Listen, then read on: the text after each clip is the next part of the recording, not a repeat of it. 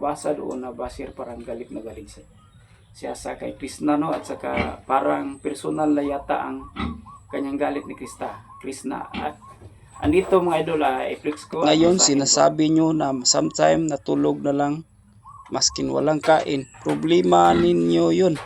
Ambisyosa ka.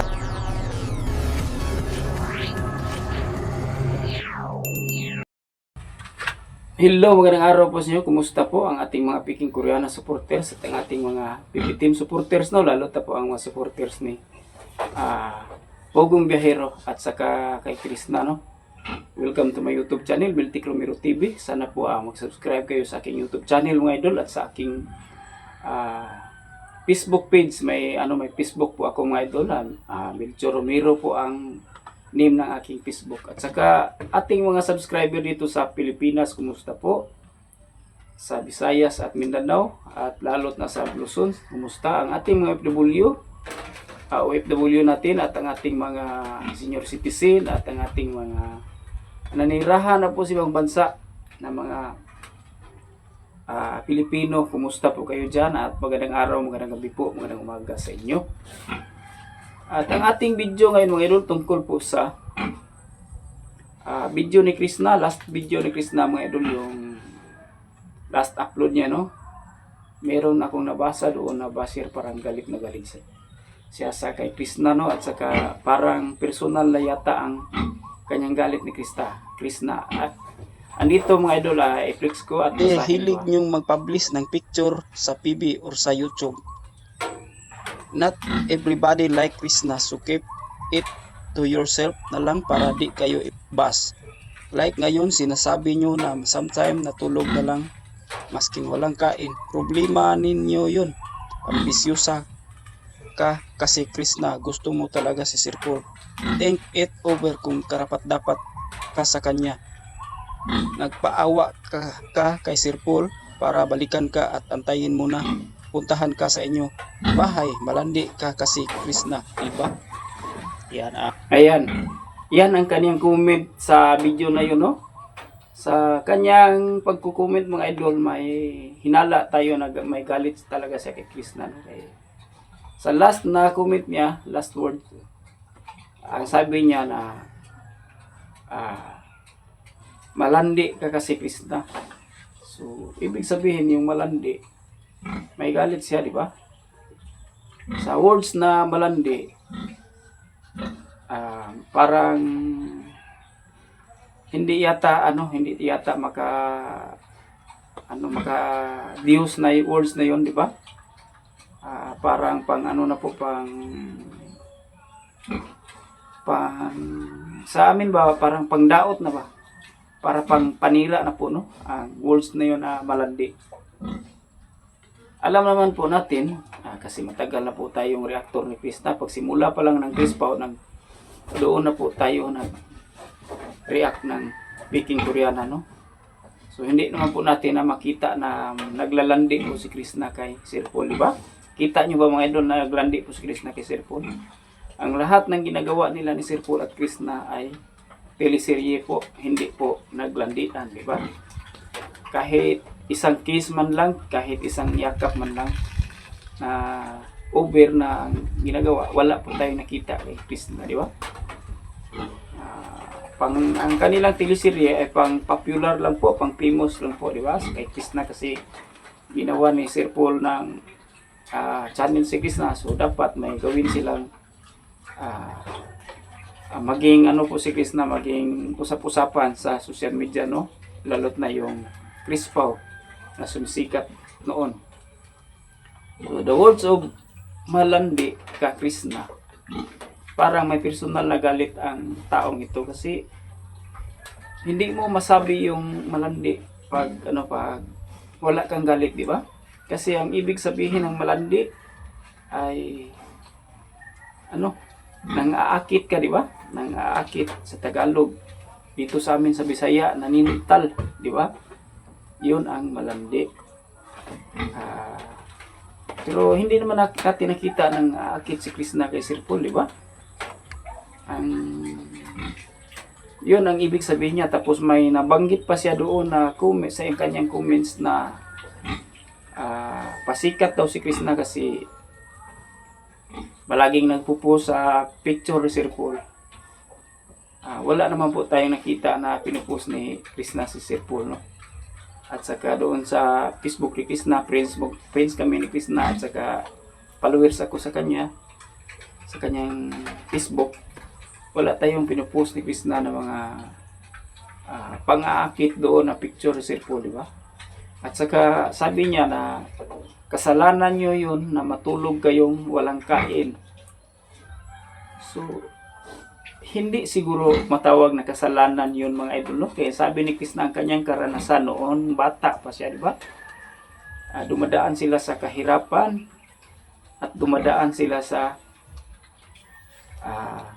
sobrang hirap na matulog na lang silang walang kain. Yan ang nakita ko sa video ni Krishna, yung sa upload niya na nag-ano siya ng sili mga idol ba? Yung naghagpat dito sa amin, ano bang nagupit siya ng sili. Nabanggit kasi ni Krishna doon na minsan matutulog silang walang kain kasi sa sobrang kahirapan. So ibig sabihin hindi po kasalanan ni Krishna yun, di ba? Kasalanan nyo yun. Bakit matulog kayong walang kain? Yan ang nasabi niya dito, nabanggit niya sa kanyang comments. Hindi kasalanan ni Krishna yun, kundi kasalanan ng panahon, di ba? Kasi nung unang panahon, sobrang hirap natin. Kahit ako, nakaranas ako doon ng ganun, di ba? Kasi ano po ako mga idol, 80s hanggang 90s ako.